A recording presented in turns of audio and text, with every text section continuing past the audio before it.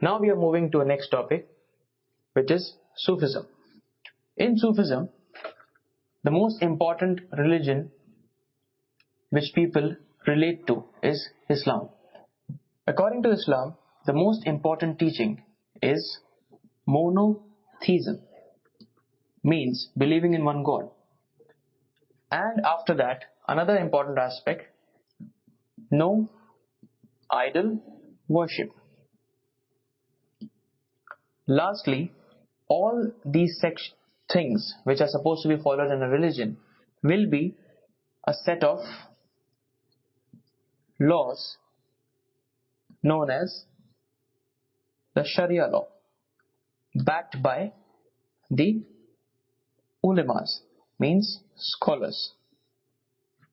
So by this we understand that it was only this section of the religion scholars who supported this ideology, wherein the majority, which were already either Muslims or who converted to Islam in the medieval history of India, believed in the sayings or the traditions laid by Sufis.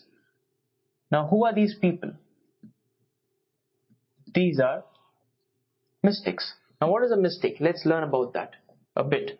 A mystic is a person who basically, in the process of renunciation, leaves his family, the worldly pleasures, and just want to be in the union with the union of God. So basically, the oneness of God.